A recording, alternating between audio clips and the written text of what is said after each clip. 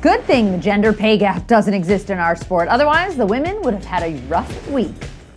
Welcome to Horse Bytes, your 5 and 10 5-star show jumping, all in just 10 minutes.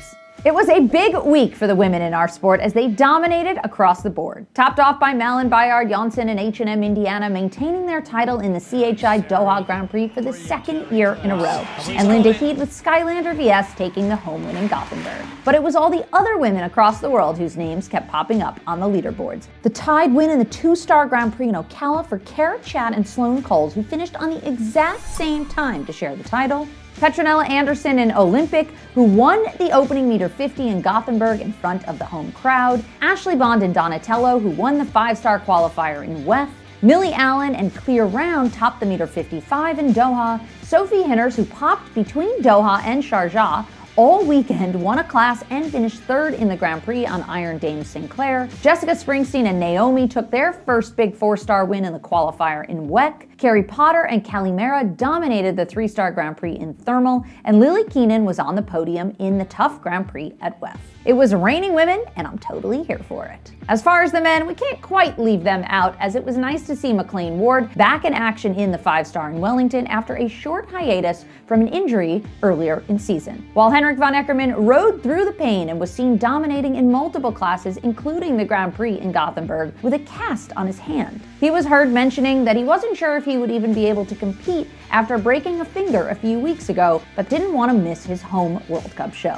This week saw technically 4 5-star events between Doha, WEF, Gothenburg, and Sharjah, but it's worth noting that the World Cup Grand Prix in Sharjah was only a Group A class, set at meter 55 with only 165,000 euros in the prize pot. Luis Felipe Cortizo, Gonçalves Diaz, Vado Filo, and Sierra do Hidro Zed were victorious with the only double clear round across the 2-round event. But perhaps it was a good thing the 5-star event was a slightly softer level, as we saw multiple scores well into the 20s, 6 retire and 1 eliminated from the first round alone. Most notable was the fact that the organizers between Sharjah and Doha allowed athletes to compete at both events simultaneously, so we saw a few riders skip between the two, like Sophie Hinners and Abdel Said.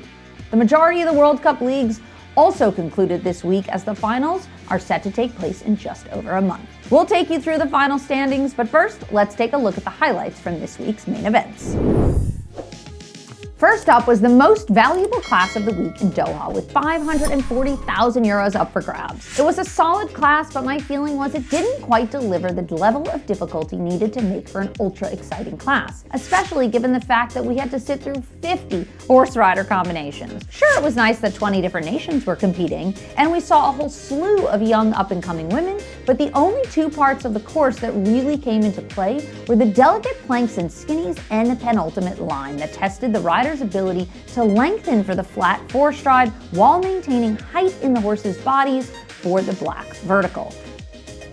Most opted for the 4 strides, although a few chose to add and do the short 5, which in my opinion, not enough people took advantage of. End of the course, horses fatigued. Unless you execute that line perfectly, sometimes the add is the better choice.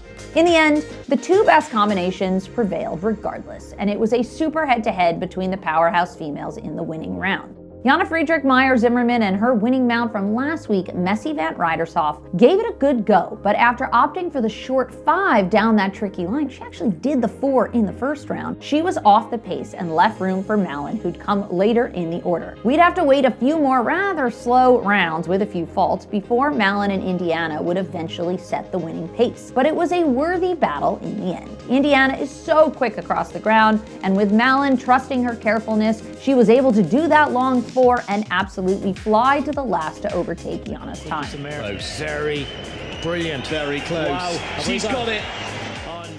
Not the most exciting jump off, but I've certainly seen much worse. And with Abdel Said losing a stirrup with Bon Ami and unable to keep the fences up, and Abdullah Al-Sharbatli dropping his reins despite the obvious extra grip. Strides, whoa, what's he's lost his reins? This is amazing. How has he done that? He's got a lot to do here. That has been extraordinary. That is incredible. We got a fair bit of action. Then across Europe and the pond to Wellington, where Kent Farrington continued his winning streak, picking up his third big five-star win in under a month. Actually, I think there's a chance Kent might jump up to number 1 in the world soon if he keeps this up. This week, he won again on Greya, where the mare outran the rest of the competition in the most difficult class of the week. This was a good class, a tough-built track by controversial course designer Anthony D'Ambrosio that was long with 14 numbered obstacles, a lot of related distances, and multiple delicate fences. Strategy and execution were key. There were distance options all across the course, but most notably into the triple, where athletes could choose between the inside 7 or wide 8, a typical Anthony tactic, both of which didn't work at times. The triple itself was very influential, catching people either at A with the tall vertical coming in or at B with the very scopy oxer. The time was tight but fair, and perhaps the most surprisingly difficult jump on the course was the black and white wall at number 2 that caught out an inordinate number of horses.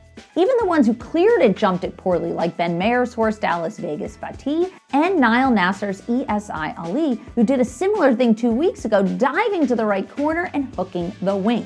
Maybe it was because the wall came early, or that it was on a 90-degree turn from fence 1, or that it was quite narrow with black and white coloring, but what is usually a bit of a gimme fence turned out to be a really difficult jump to jump. We saw plenty of excitement, though, as some big names struggled. Christian Kukuk and Just Be Gentle, who spooked hard Ooh, wow. Ooh, no. and ran out at the early double. Now granted, Just Be Gentle can be a bit spooky, but not usually to this extent.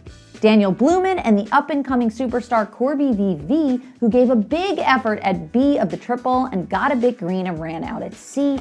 Look at, oh, my goodness. They retired, but it was the mare's first really big 5-star under the lights, so I'll chalk it up to inexperience. Ashlee Bond and the very experienced Donatello, whom she won the qualifier on, faltered early and stuttered off the ground at the plank for another voluntarily withdrawal. Lorenzo De Luca and Denver de Toma also had a few uncharacteristic faults, and they too elected to retire. But it was the jump-off that really gave the class its oomph, especially the head-to-head between Derek Kenny and Eddie Blue and Kent and Greya. Those 2 rounds were really the standouts of the week. Exceptional precision. Dara's turn back to the black oxer was one for the books, and Kent's run to the last was truly awesome. Weaves his way to this Rolex oxer.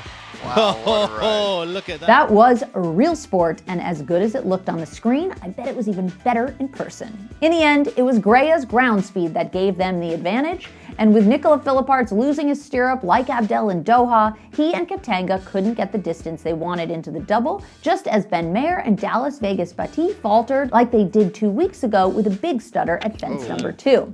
Tough and exciting sport, just what we like to see.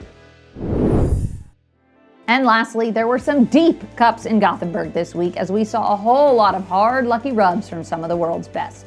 7 of the top 20 riders in the world were in attendance, although only a few on their top mounts. We saw an unexpected but wholly welcome win from hometown hero Linda Heed and Skylander, who soared to victory in the final leg of the Western European World Cup League.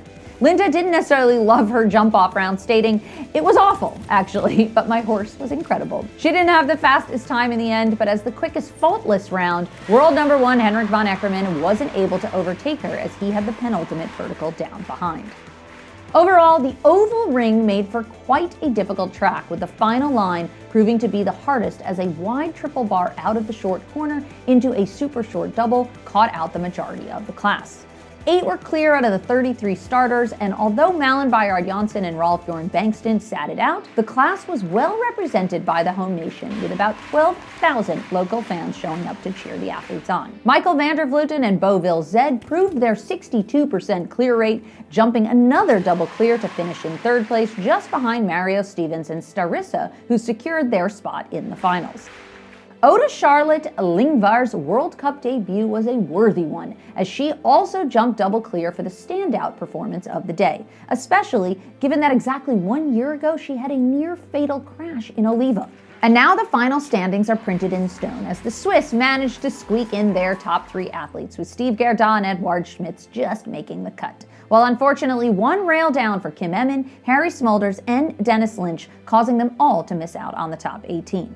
Of course, we'll have to see who actually chooses to go to the finals, so they might sneak in. In the US, the list went down to 24th place last year, so who knows? But as of the final standings, they're currently out and will have to skip the finals in Basel. Overall, I liked this week in show jumping, and I'd give Doha a 6.8 out of 10 for the best prize money, but too easy of a course. WEF gets the highest score on 8.3 for a hell of a jump off, and Gothenburg finishes on a 7.0 for solid scores across the board. Well, that's a wrap on this week's top highlights, and stay tuned next week for the start of the Longines Global Champions Tour with their first leg in Doha. And Horse Bytes heads to Wellington for the month, so we might take a peek at the 4-Star Nations Cup, so make sure to check it out. Stay tuned to all of our socials. Make sure to like, comment, subscribe, and follow along all the action as it unfolds here on Horse Bytes, your 5 and 10 5-star show jumping, all in just 10 minutes.